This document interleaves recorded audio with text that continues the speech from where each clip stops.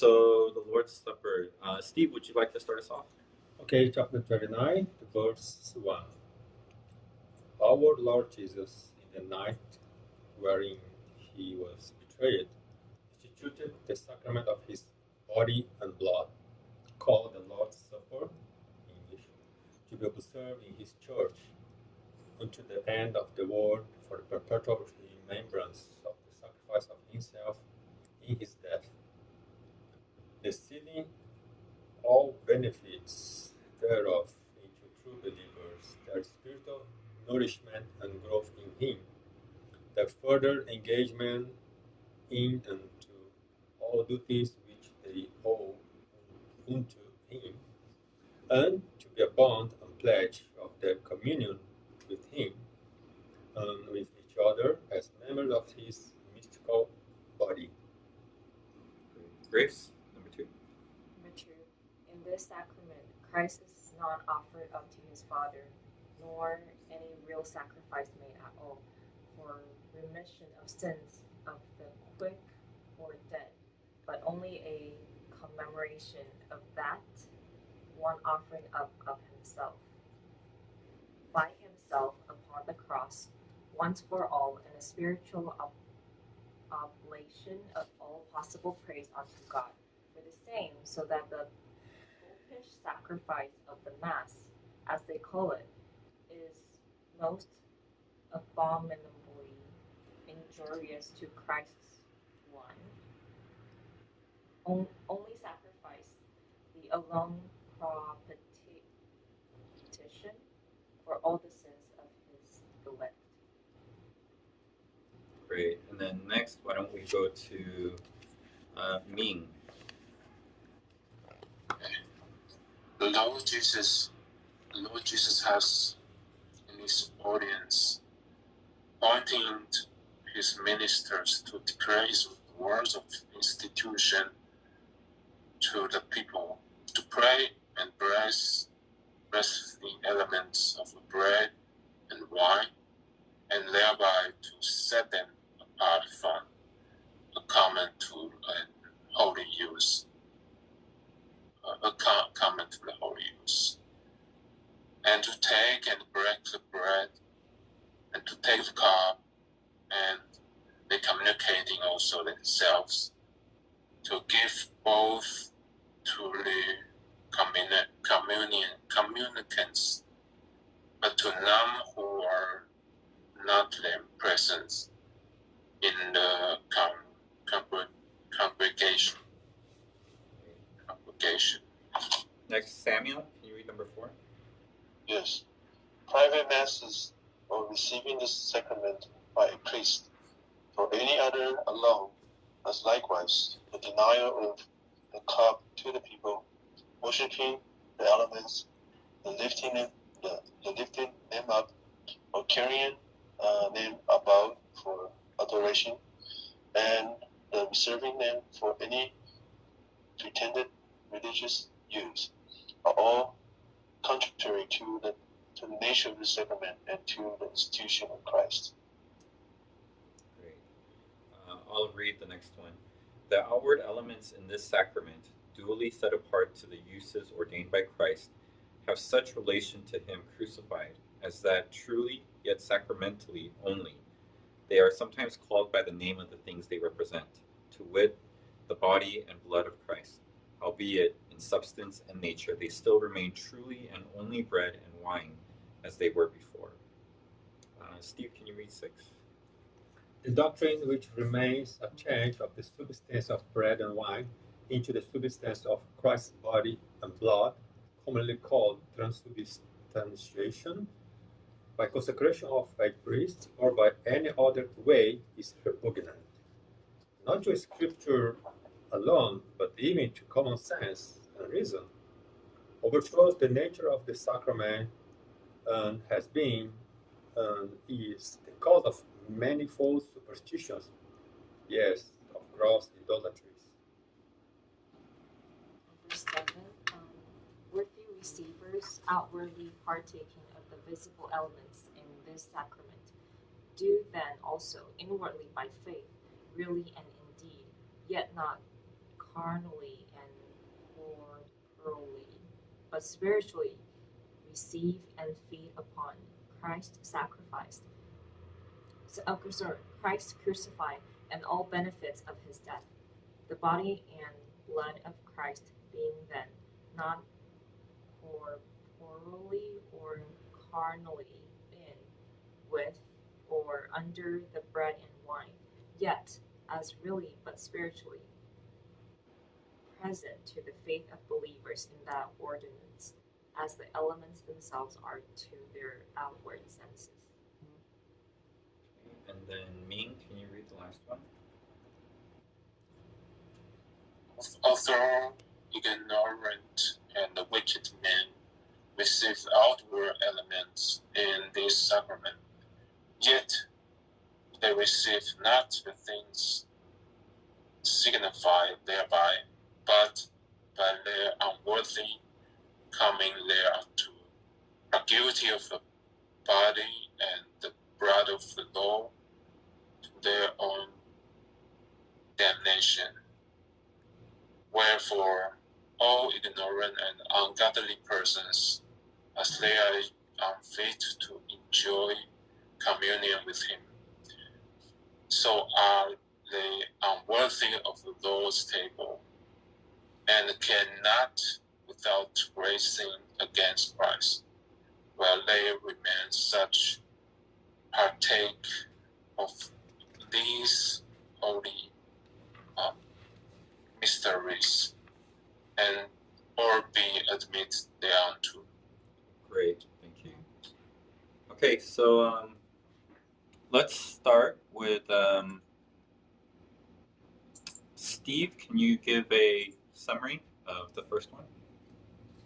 So basically, the Last Supper was instituted by Jesus during his last night before he got to the Romans jail, and a few moments before his own sacrifices, his crucifixion.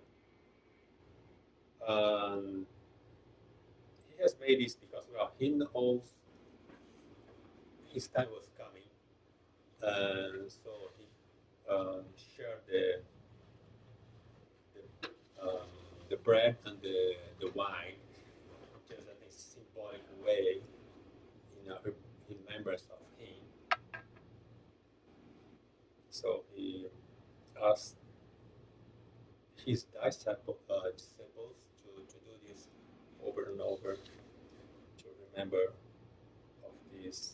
of that night, previous to his sacrifice. Yeah, great. Okay, so this first one is a basic introduction, and Steve gave a good summary of how this was started. And it's an introduction to the Lord's Supper. And so thank you, Steve, for that. And it talks a little bit more about the details of the Lord's Supper, and we're going to talk about those details in these next points. Okay, so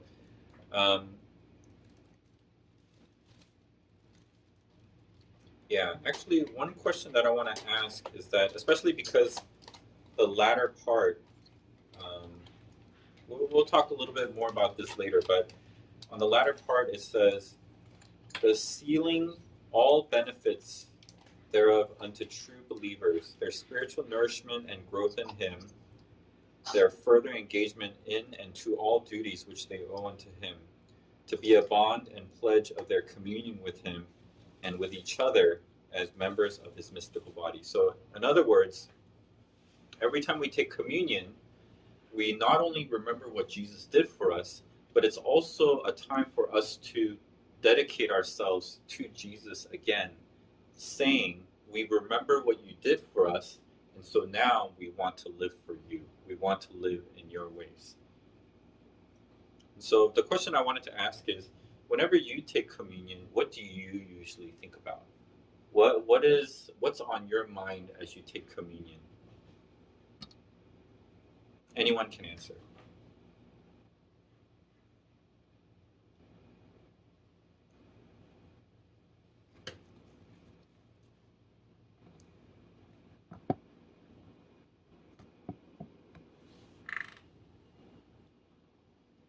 think for me it depends on the circumstances. Sometimes I just don't think anything. I just think it's a mechanical actions of eating and drinking a small piece of wine and bread or grape juice. But sometimes I try to imagine the last day. I imagine the scenery of movies because we watch many movies, Christian movies, and try to imagine, with candles in a dark house. I don't know what kind of table, and I can imagine the tension in the air because Jesus he knew what's going to happen, but the disciples not very sure, but something was wrong and something bad was going to happen in their minds. It was a very stressful night. Well, that's it. Yeah. So some people, just like Steve was talking about, will think about those pictures from movies and think about what Jesus went through, and so some people might have those pictures in mind as they're taking communion. Okay. I do that too. What else do you guys have in mind as you guys take communion, or is that about it? I think for me, I remember. Well, it reminds me of when I was baptized. That now I'm able to take the communion, and because for me it's like I will imagine like how painful it is, and we're not drinking blood, but the juice symbolized blood, and I know I don't like pain, so I imagine that must be very painful. And another thing is that because we're breaking bread, so it's actually everyone taking the same bread, and just remember that we're all in this together. Yeah, good. Okay, other people? For me, it's mostly pretty similar to like the confession time, where I think about like my sins, but then also try to remember what he's done for me, like his death. But that's kind of most of it, most of the time. Yeah. So one of the things that we can also add on to some of our things, I think a lot of us, we think pretty much similarly. We think about Jesus, we think about what he did, we think about those pictures, we think about how maybe we're grateful for what he did. But then what this goes on to say is that, every time we take the bread and the blood and the cup, we can think, because of what Jesus did, I am a child of God. Because of what Jesus did, I am forgiven. Because of what Jesus did, I have life. Because of what Jesus did, I can have peace. Because of what Jesus did, I have hope in my life. Because of what Jesus did, Jesus is able to change me. We could think about all these things, but not only that, we can also say, because Jesus, this is what you did for me, so now I want to live for you. Because Jesus, this is what you did for me, so now in this area of my life, I want to try harder. Because of what you did for me, Jesus, so that's why I want to give it my best in my work or in evangelism or in being devoted to the church, or I want to give my best to you, God. It's kind of like a while back I gave a sermon on the sacraments, and I said, if you want to compare baptism to something and the Lord's Supper to something, some of you guys maybe attended some church meetings or retreats or revival meetings where you go to the meeting and you hear someone say, if you want to believe in Jesus Christ, raise your hand, or if you want to believe in Jesus Christ, come to the front and then follow the prayer after me. And that's kind of like what baptism is about. Kind of similar, where people see that you're confessing your faith in front of a lot of people and the church is receiving you into baptism, but during that time you're saying to all the people, I want to believe. But then there are other times in these big meetings in the churches or retreats or something like that where they also say, okay, now these are all the people that have come to believe, but then how many of you have been far from Jesus and you haven't lived for Jesus in a while? And how many of you want to come back? Please raise your hand and come to the front, and we can pray a prayer of rededication. Rededicate back to Jesus again.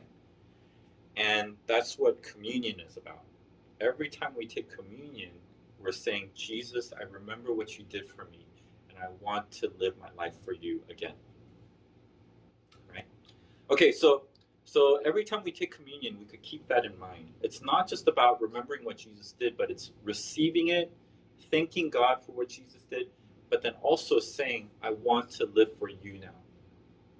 And what Grace pointed out was great, that it's not just about me, but it's about us as a church together. As a body of God's people together, we are doing this for the Lord. Okay, that's number one. Number two, can you summarize for us? I think my understanding is, even though this is an act, but God didn't really need Christ to really do something. And but he still need to do it. Okay. Yeah, this could be a little bit confusing. Okay, so this is better understood if we understand how the Catholic Church, how they understand it. And the Westminster Confession of Faith is trying to be very clear in saying the Catholics do it a certain way, but we disagree with what they do. And the Protestants, we think of communion according to what we think the Bible actually says. Okay, so how do the Catholics do it? The Catholics, actually, let me ask, does anyone know how the Catholics understand communion? They really believe in transubstantiation. Mm-hmm. That means the bread and the wine or juice really become a body and blood. Mm-hmm. Yeah, so the Catholics believe that the bread actually becomes Jesus' body, flesh, and the wine actually becomes Jesus' blood. Okay, there's a little bit more. Anybody know? After the service, I mean, the shampoo had to do this act, and then so it became holy. Okay, so the priest needs to do some kind of act to make it holy. Okay. Something more? Anyone else? No? Okay, so what Catholics believe is that the priest, they say this almost like a magical prayer, like a spiritual prayer, and that's the thing that makes the bread and the wine actually change. So that, it's not just so that it changes and we could just eat his flesh and blood, but it changes because Jesus' body needs to be sacrificed once again. Every time they take communion, and every time they take communion, it's every single mass, every single service that they have, they are representing that Jesus is being sacrificed again. He's dying again. He's shedding his blood again. And every time that happens, that's the time that we receive it and we eat his body and his blood. Okay, so what this is saying here is that in this sacrament, Jesus is not actually being offered up to the Father again. It's not a real sacrifice. It's not something that happens so that your sins would be forgiven. It's only a commemoration. It's only a remembrance. So it's trying to emphasize that this is not an actual sacrifice that happens. We're remembering what Christ did for us. And at the very end it says,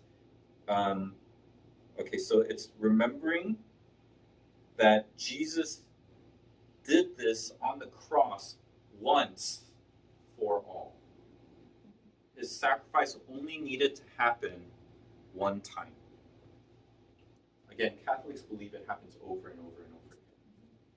Some Catholics, they have a misunderstanding of their own Catholic doctrines. So some Catholics will say, no, that's not what we believe. But if you go to the Catholic documents on the Vatican webpage, what their documents actually say is that this is what they do. And so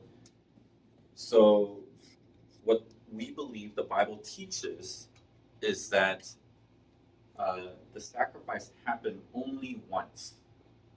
And that's all it needed. Jesus did it once, and that was enough for all of human history. And then that's why at the very end it says, so that the Popish sacrifice, that's the sacrifice that the Pope does of the Mass, it's actually very against Jesus and his one sacrifice. It actually is saying that we're saying Jesus did it once and that was enough. The Catholics are saying it wasn't enough, it needs to be done over and over again. So they're actually speaking against what Jesus Christ did. Okay, great. So then, number 3. Ming, can you explain that to us? Yeah, okay.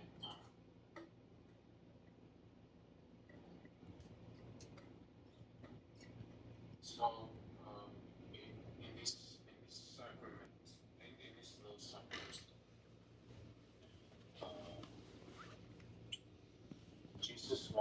Jesus will appoint his minister. It can be pastor to declare his word, to pray, to bless,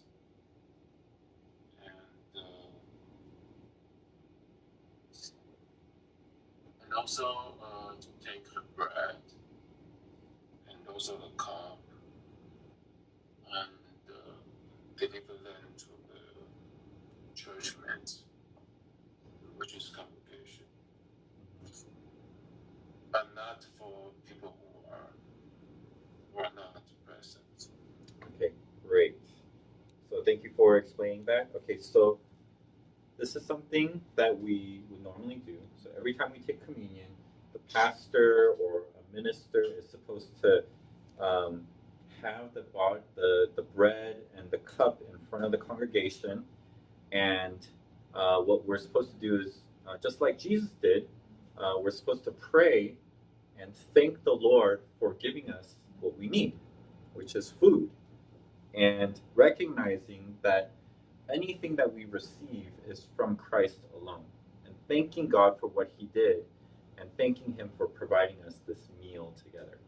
Okay, and we bless it doesn't mean we like, ooh, blessings, and it doesn't mean that. What it means is we pray thanking God and asking him to bless our time together.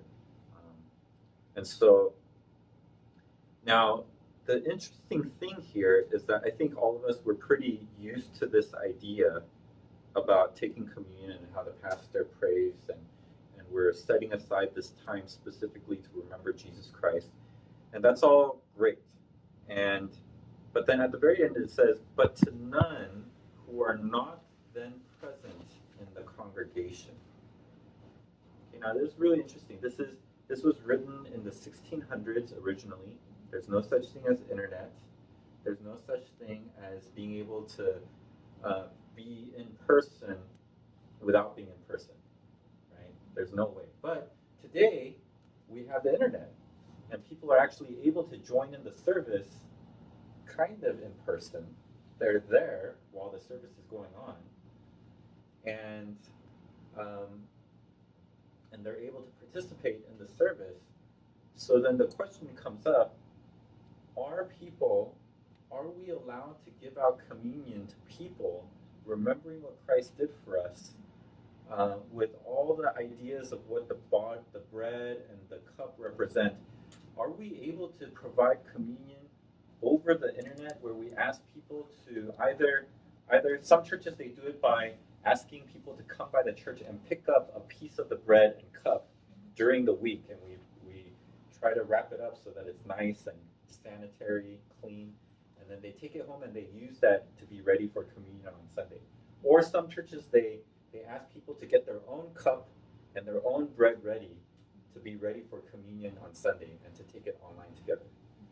A lot of churches are actually talking about this and asking the question, are we able to do communion online? Let me just give one more example. One person went back to their home country and was able to be reunited with their family. And it was a communion Sunday. We were meeting in person, but we were offering online service also. And they joined online from their home country. And they knew that it was communion Sunday. And so what they did was that they prepared their own bread and their own cup. And they said, and then afterwards they took communion and everything with our service. And then after the service, the person sent me a message saying, "Oh, Pastor, it was such a wonderful, wonderful service. We were so blessed. And I was able to join my family, and my whole family joined in the service, and we all took communion with the church. It was so wonderful." And I was thinking, okay. I just wrote, "Great. I'm glad that you did." But what do you guys think? With everything that communion represents, how we take the bread and we hand it out, we break it in front of everyone, and then we hand it out. What do you guys think? Is this something that we can do online? Let me add one more thing. If we're able to do communion online, is it also possible to do baptism online? And some churches do this.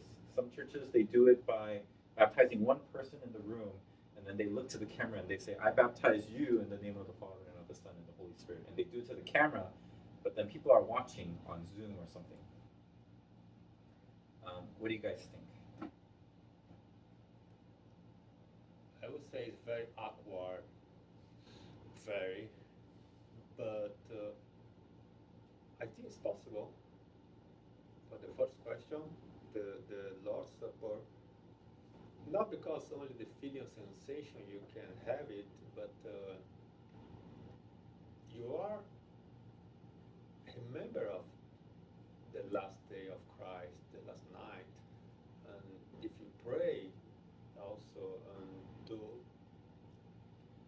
as like you are in person, actually I don't see any problem, just awkward.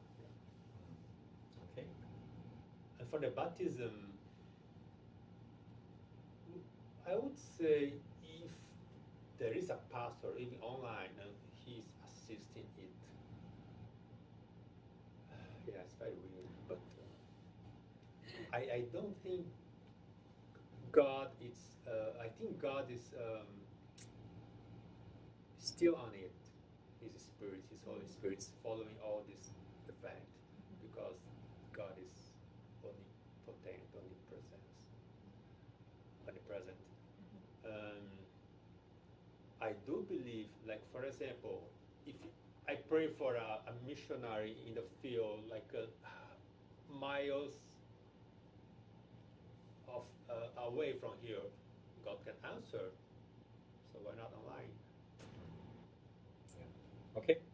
By the way, as I'm asking this question, I'm asking it because the very last sentence says here, it shouldn't be offered to anyone that's not present in the congregation. And that's why we're talking about this. Okay. Other people's thoughts or opinions? So thank you, Steve, for that.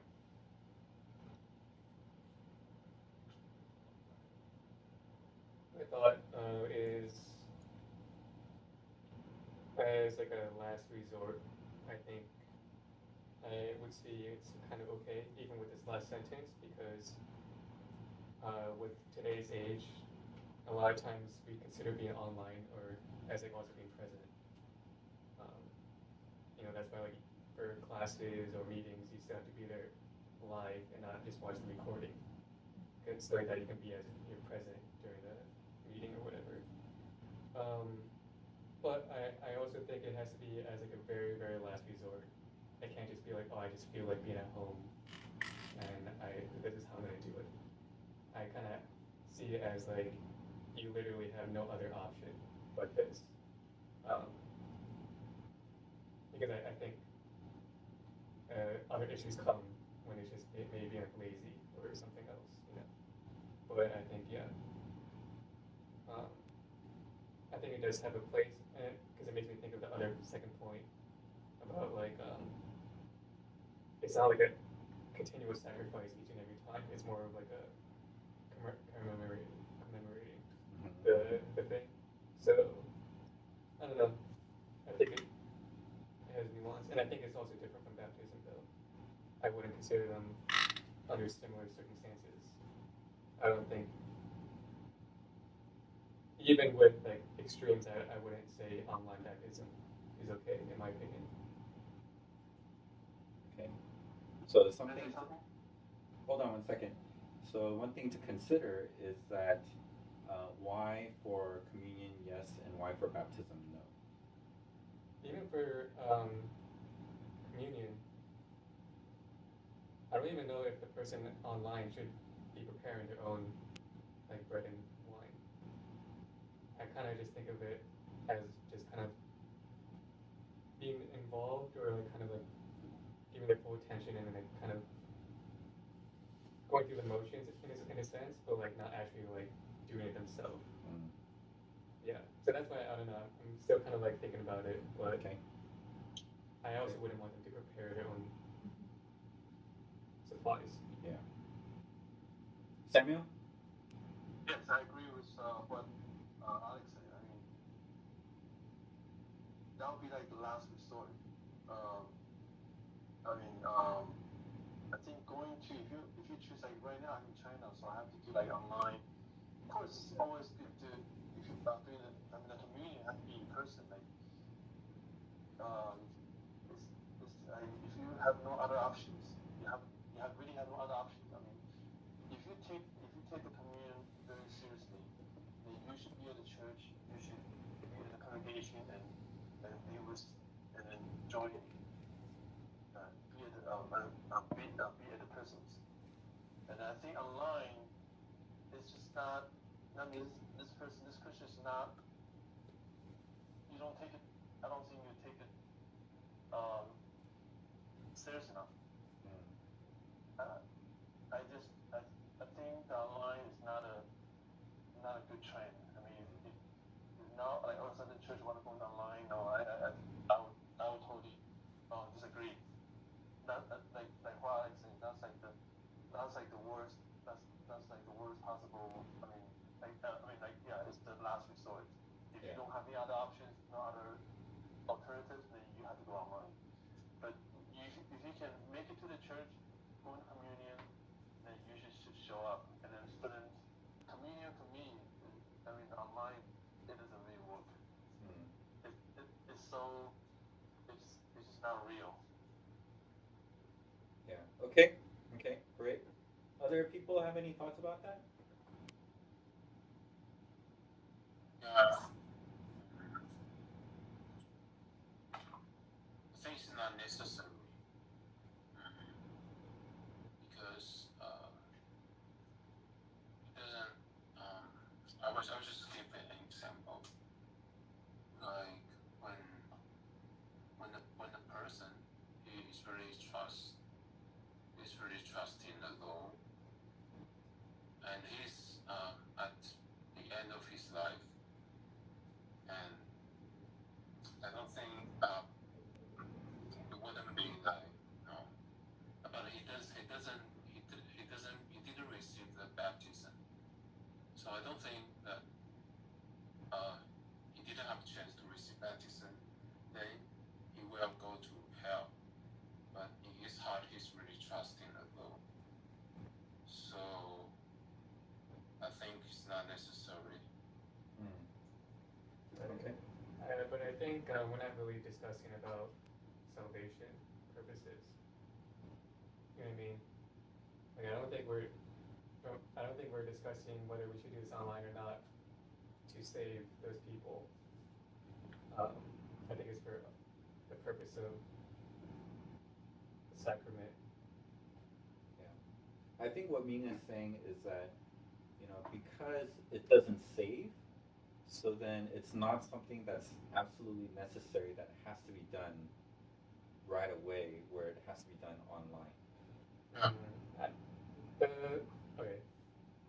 my point would be that just because it's not going to save doesn't mean that maybe we should avoid it when it's not convenient.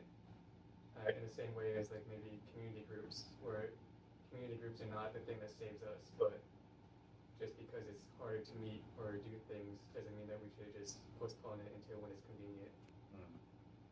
Yeah. Okay, so what Alex is emphasizing is it's still important for us to do these things, and we should consider how to carry out the sacraments. Yeah. Okay, so it's different point of views. Okay, that's good. Any other thoughts? Let me add in maybe other people, and if you already spoke, then you could add in some further thoughts if you have any further thoughts. But imagine a situation where people are attending our specific service at FPC. The way that people attend online is by watching YouTube, and they don't have anyone else around them, right? Some people that are at home alone, they don't have anyone else around them as they're watching the YouTube video, right? So then as they're watching, they're like, oh man, today's communion. Okay, I need to participate. The pastor said I need to grab my own bread and cup. Okay, and they grab a Coke, and then they grab a donut, right? And they say, okay, thank you, God. Wow, this donut's very sweet. Or, thank you, Jesus, for your blood, and you're drinking a Coke, right? But what if they're like really being sincere in that moment? Like, does that still count, or is that the way that we want to do communion? Okay. The other thing though to consider is, remember, part of communion is also that there's one bread, and it should be broken into pieces because that's what Jesus did. He showed them the bread, and he broke it in their presence, and he prayed to God, thanking them, and then he broke it and handed it out to people, saying that we are one body. Jesus' body is being distributed to all of God's people, and we are one body in Christ. But when we're online, we're not able to actually get the one bread and hand it out. We're just saying, symbolically, we're just remembering what Christ did for us. So what do you guys think of that as I add those little ideas in there? Any other thoughts that come to your mind? I think by doing it online or separately at home, a lot of people might hold different view on, like they might lose the meaning, or there's misinterpretation about the communion.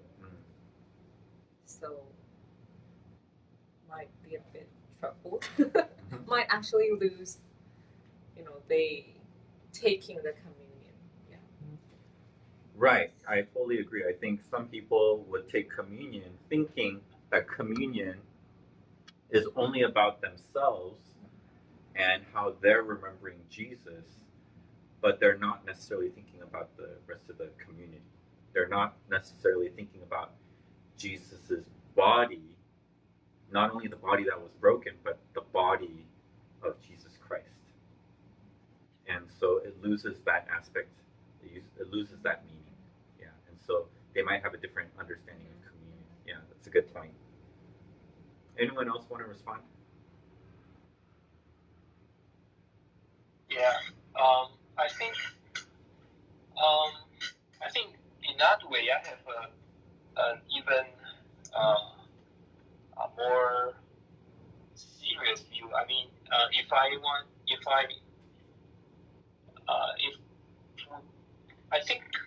think it's more important to people, like the congregation, should be a real communion. That will be the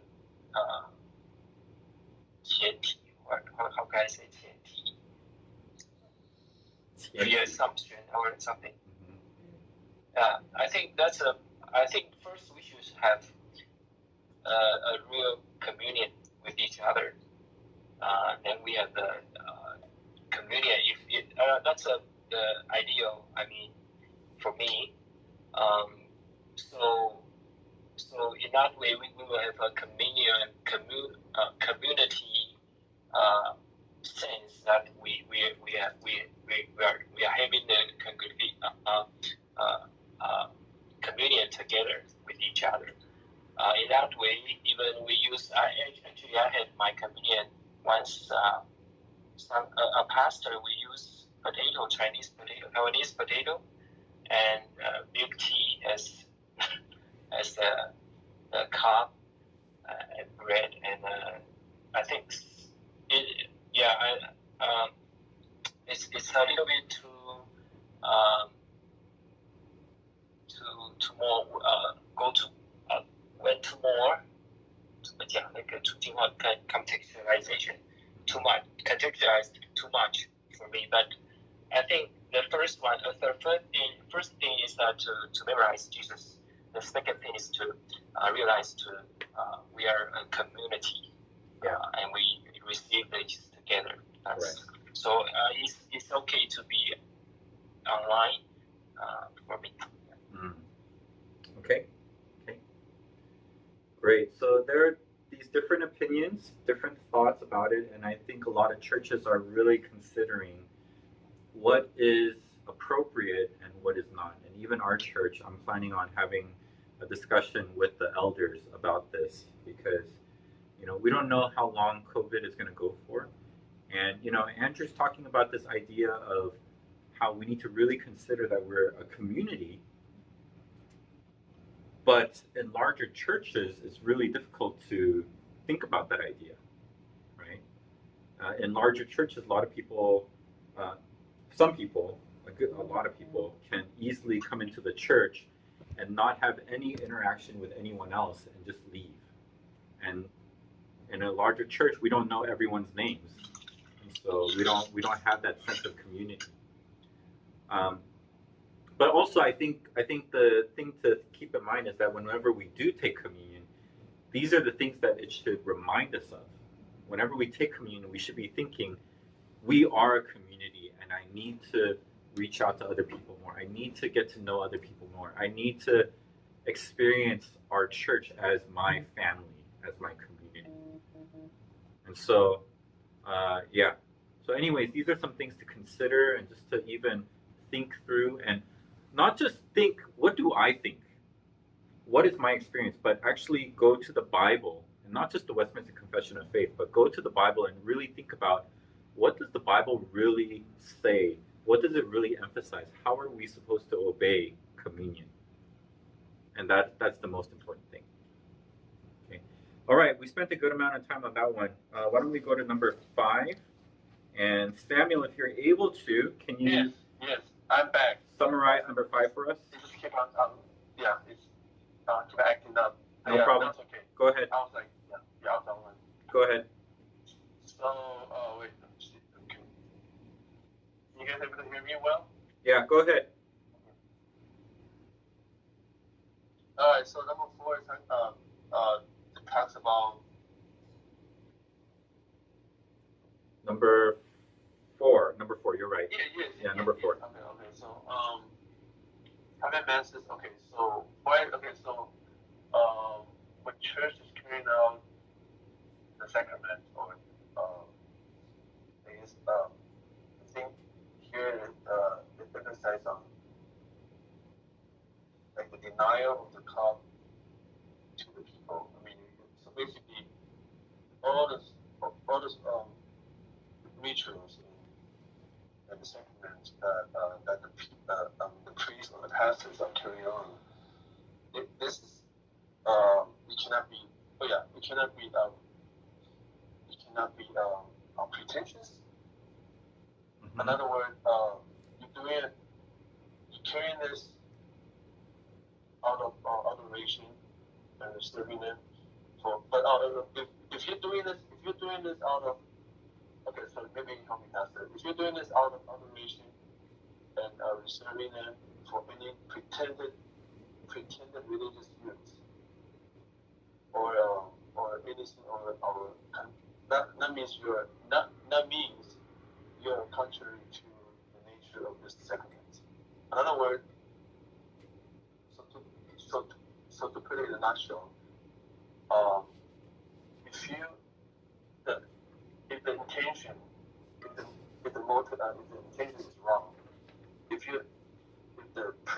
pastor is carrying this adoration and the Eucharistic for any pretended religious use. That is, when you're doing it, then you're not glorifying God. You're being a hypocrite for it. Yeah. Okay. Good. All contrary to the nature of that is not the nature of this sacrament. Okay. Good. Thank you, Samuel. To the institution of Christ. Yeah. Yeah. Great. So, what is this pretending that Samuel was pointing to? Basically, again, you have to understand what's going on in the Catholic Church. Okay, so there are these things called like private masses, which is basically the idea of trying to take communion by yourself, right? Or even if someone is getting the sacrament from a priest, maybe a priest goes to someone's home and it's just for you. It's like, Pastor, please come serve communion to me. I really need it. I really need the communion. I need Jesus to nourish me. Please give it to me.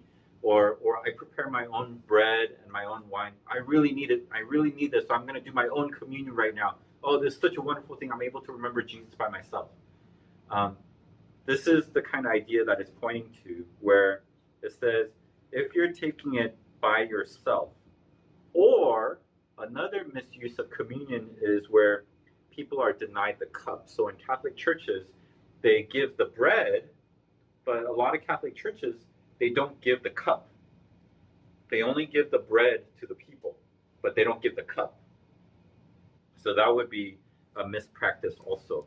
Or they have the cup and the bread, and then they elevate it so that people are like, this is Jesus' body and blood. And so let's worship this thing. Let's worship the cup. Let's worship the bread. And so people are starting to worship those things.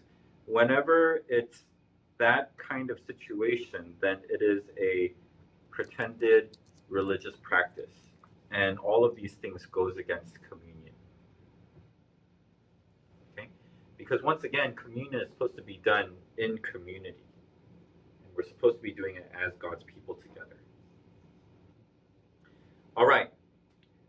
Number 5. I think I was the one that did number 5. So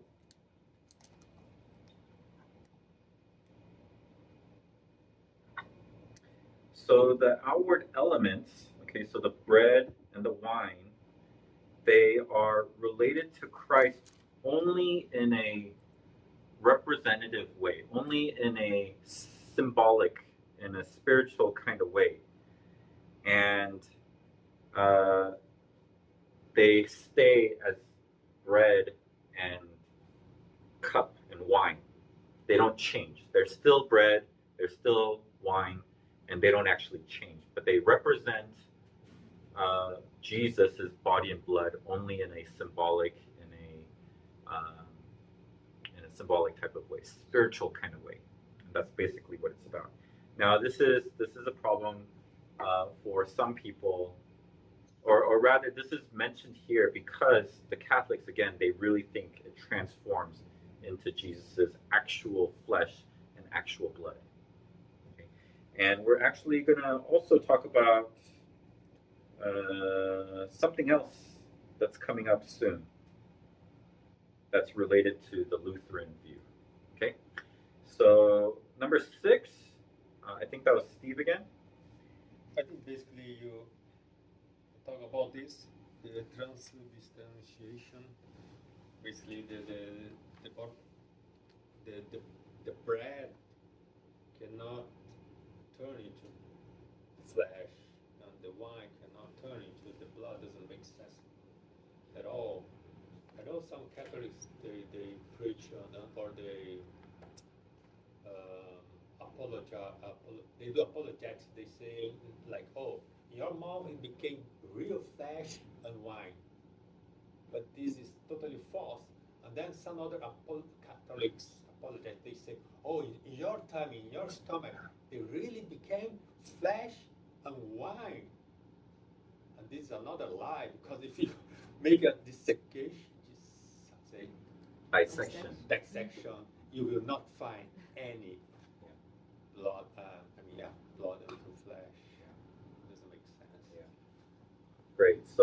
So the difference between 5 and 6 is that 5 says this is symbolic of Christ's body and blood. Number 6 says it doesn't actually change into anything. Yeah. Okay, great. And number 7, Grace. We took communion. We took it by faith.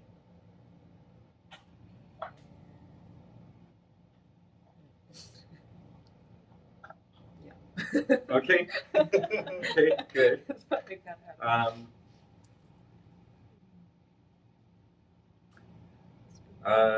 Okay, so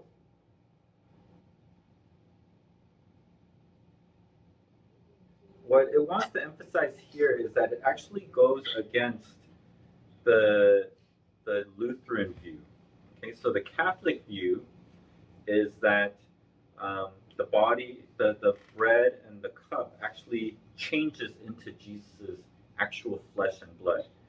The Lutheran view is that even though the bread and the cup doesn't change into Jesus' actual body and blood, but what happens in communion is that Jesus's presence, Jesus's body and blood is above, below, on the side, or all around this thing, so that when you take of it, it's like you're eating Jesus' body and blood in a spiritual kind of way, but it's actual.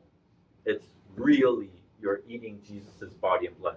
Not like the Catholic way, but because Jesus' presence is within and outside and above and below and all these things, he describes it in this way. It's called, the Catholic way is called transubstantiation. The Lutheran way is called consubstantiation. And so the con just means with. So it doesn't mean the bread turns into Jesus' flesh, but Jesus' flesh, his presence is all around with this bread. So what Luther was arguing for was that he said, Jesus said, this is my body. And it means this is my body. Don't try to change the meaning. That's what Luther was saying. And so when Luther is saying that, he's saying, you're actually eating Jesus' body and blood, but not like the Catholic way, but Jesus' body and blood is above, below, and all this kind of stuff. And he's trying to explain how this is my body really means this is my body. And so that's what this one is going against. It says, worthy receivers, outwardly taking the visible elements in the sacrament, do then also inwardly by faith really spiritually receive and feed upon Christ. Okay, so the way to understand it is not that we're eating Jesus per se, but it's a spiritual idea. We're eating Jesus' body and blood spiritually, and it says we receive and feed upon Jesus who is crucified and the benefits of his death. And so what that means is that every time we take communion, we need to be thinking about all of the benefits that we receive because of what Jesus did for us. And not actually thinking that we're actually eating Jesus' body and blood. Okay, and so that's why in the second part it says, the body and blood of Christ, being then not corporally or carnally in, with, or under the bread and wine. So that's pointing to the Lutheran view. Yet as really, but spiritually present to the faith of believers in that ordinance as the elements themselves or to their outward senses. Okay, so that's why this is here. It's saying anytime we take communion, Jesus' presence is with us. We're not actually eating his body and blood, but his presence is with us, and whenever we eat it, we're remembering all of the benefits of what Jesus did for us. And because we're remembering, there's actually a spiritual filling, a spiritual benefit to us. And while we take communion together as a body, it actually has a spiritual effect on us because we're taking the time to remember all the benefits and we're actually remembering Christ together as a body. Okay? So any questions or thoughts about that? About the Lutheran understanding or the Westminster Confession of Faith understanding? And maybe I'll even ask, do you have any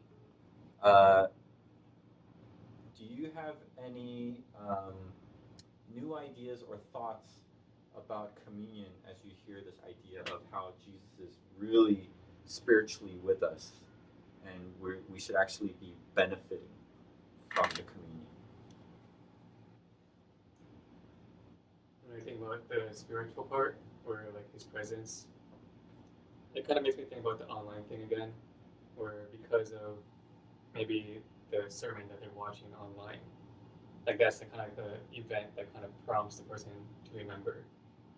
And so in a sense, I kind of feel like online could be okay potentially because of the spiritual aspect of this is helping this person initiate that remembrance.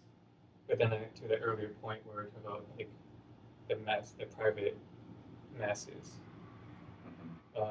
that's where I was kind of thinking against it, and also where like I wouldn't want people to partake in it with like their own food. So I don't really. That's why I think it's more symbolic. So if they do it by themselves, but not to actually take any substance, but then just remember it with the Spirit. In that sense, it's okay for me. Yeah. Okay. Other people have any thoughts? Question. So, how often should the church have in communion? And if you say it's spiritually beneficial, and can we have it like every Sunday, or can we have it every day, or Yeah. So some churches, they really push for every single Sunday, every time the whole church gathers together. Some people say, well, the meaning behind it is not that we're like we need it. If we don't have it, then we're going to be starving spiritually. Some people talk about it like that. Some people say if we don't have communion, then we're going to be starving spiritually. And so some people say that's why we need to have it every single week. But some people say, no, it doesn't mean we're starving spiritually, but it's a way for us to continue to remember what Christ did for us. And so we should have it often, but it doesn't have to be every week. So they say maybe once a month or maybe once every quarter. And some churches, they say, it's important and it's important for us to remember this, but it's not absolutely necessary. And so, let's just take it during Christmas and Easter when we're actually thinking about and remembering what Christ did for us during those holidays. And so different churches have different opinions about this. Yeah. Obviously, at our church, we do it once a month.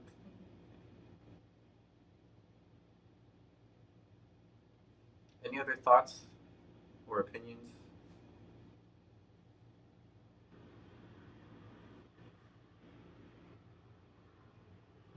I would say in extreme cases, like when you have no juice or wine or bread, you use another kind of food to symbolize the bread that symbolize the flesh. Yeah. Like for example, I think I saw in a movie, it was in a war movie, and there was only a bar of chocolate, and the guy cut the chocolate and shared the chocolate. Yeah, I was thinking about the bread part and how you guys mentioned it's like the symbolizing breaking the bread, right, from one piece. But in our church, we had those little circle things. Right. So is that something to change just for symbolic reasons? Right. Because then, in that sense, I also think the same way with online again. If you're not breaking it even in person, then what's stopping you from just doing it yourself online? Yeah. Right. So that's something that we do need to consider at our church. Before I became the pastor of our church, this is what we were already doing, and we were using these little wafers, right?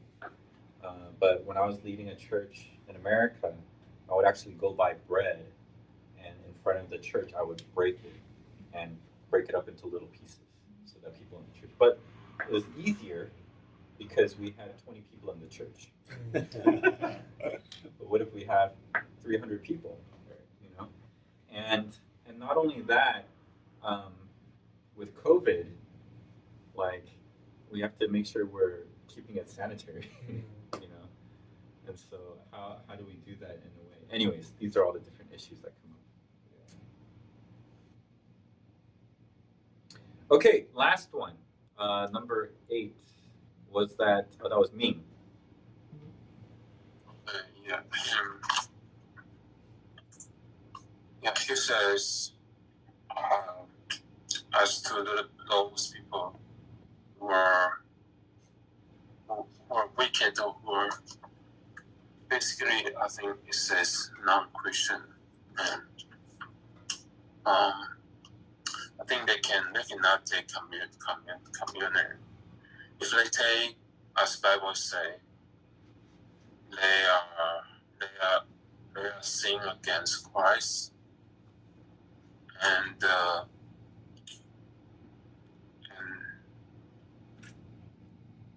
me check. And they are eating their own sin, or they are drinking their own sin. And we are very different from them. So there's a difference. Yeah. Okay. So this is just talking about, there's the last part of 1 Corinthians chapter 10, I think it is, where it talks about the curse, or rather that they are drinking judgment on themselves. Sorry, I think it's 11, chapter 11. Yeah, 1 Corinthians 11. And so, there's a part in there where it says, if anyone drinks and eats the bread and the cup in an unworthy manner, then they are eating and drinking judgment on themselves. And so, if they're an unbeliever and we serve them communion, then they're going to eat and drink judgment on themselves. Or if a person is taking communion and they're taking it in an unworthy manner, then they're eating and drinking judgment on themselves. And the big question is, what's the unworthy manner? And I think the unworthy manner, according to my own study, is a person that's not repentant, a person that's just continually not confessing their sin before God and saying, and just taking it. We've had a case in our church in the past where a person was not admitting that homosexuality was a sin, and they were saying that homosexuality, according to the Bible, is actually something that's okay. That's what they were saying. And so the elders, we decided that we can't serve communion to this person. Now, going back to thinking about people that are taking communion online, maybe if we offer our service on YouTube and we have it live everywhere in the world, anyone can join, then anyone can join and anyone can just take communion. We have no way of knowing who's taking communion during that time. And so that's something that also some churches are considering. We're not able to see who we're giving communion